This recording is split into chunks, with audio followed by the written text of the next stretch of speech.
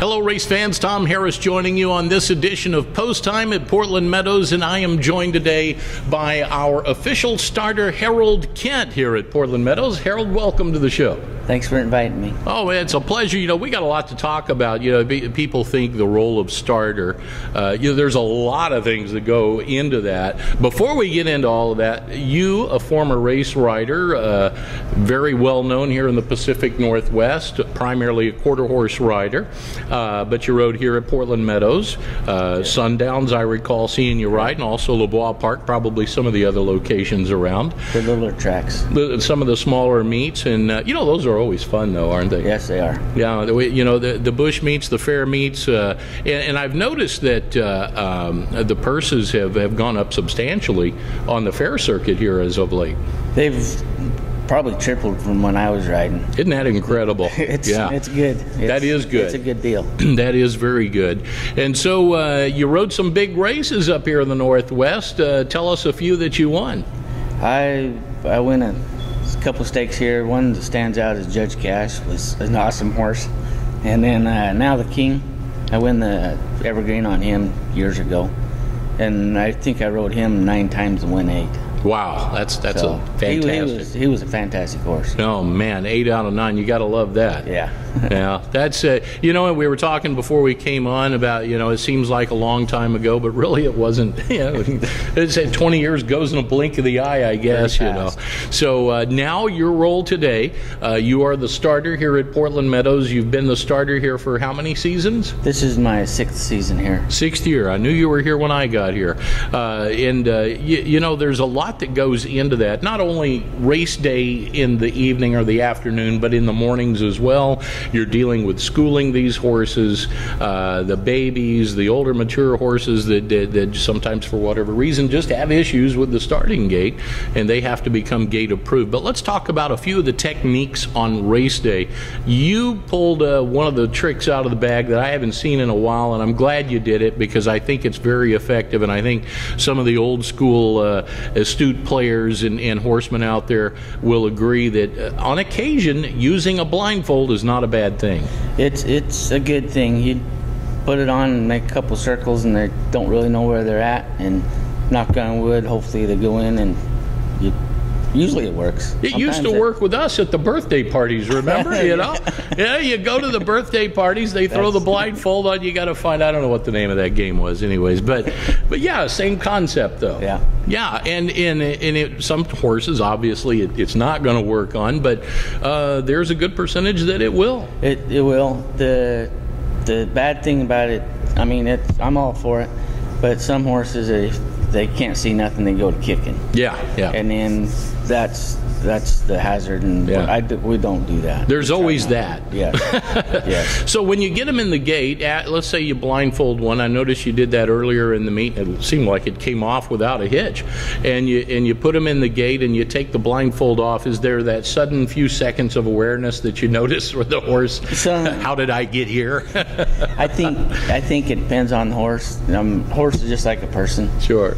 And most of the time they've had it done before in the morning or prior races, depending on the horse. Yeah. But most of the time they'll probably look and say, oh, I'm here, and then here we go. And Amber, you raise an interesting point. So a lot of these things that you're doing in the afternoon that the fans see, it's not necessarily the first time that the horse has ever been utilized that way. Correct. So they're kind of, they've been introduced to this at some point in the mornings through the workouts and the gate approvals and all of the process. Correct. And most of the time the trainers, they know they have a problem, or will have a talk to each other, and I'll suggest or they'll suggest, and the mutual deal, and you guys work together and get it worked out. There's another item that we've seen quite a bit here actually, and it is the blanket. I call it the slip away or slide away blanket. You guys just call it the blanket, but you apply the blanket before the race, and there are a few horses here that use that. What is the purpose of that? I think the one purpose it helps so they're don't touch the cold steel. Okay. Is one like the pontoons. Like the pontoons that's cold. and then another one that's just kind of a comfort zone that they feel. Security blanket. A security blanket. Yeah. That makes sense. Yeah. Some of them, you know, some are little horses, and you put that on, it kind of fills up the space in between. Okay. Okay. If you're around horses, I guess you could probably understand what I'm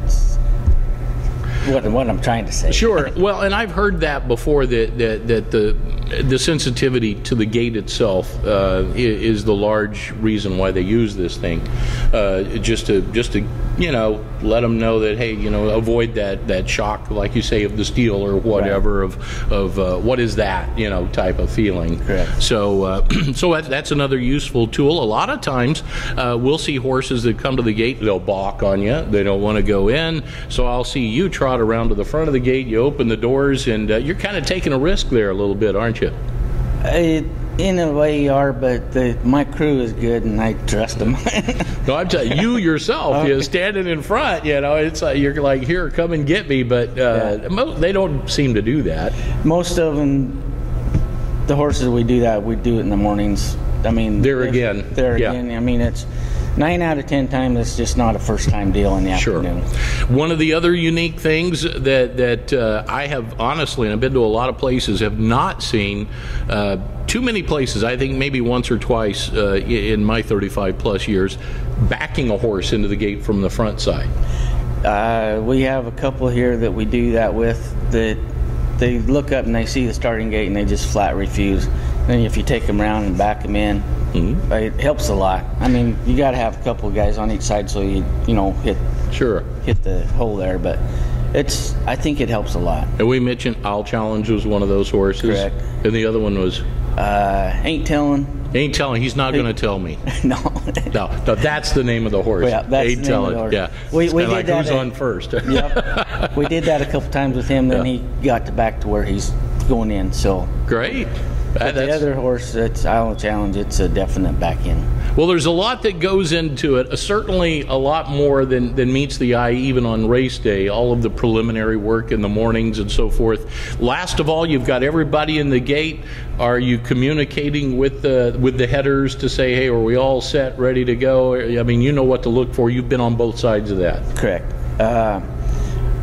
I think communication with the headers and it's a must, you know, because you might, I mean, you got a full field there and you kind of do the scan over, and then if there's a problem that's developing that you might have missed, then you guys are helping you. It's a crew deal. It's not just a one. Oh, definitely a team effort. You got a fine team, by the way. Those guys work really hard down there. I mean, they earn their money. That's for sure.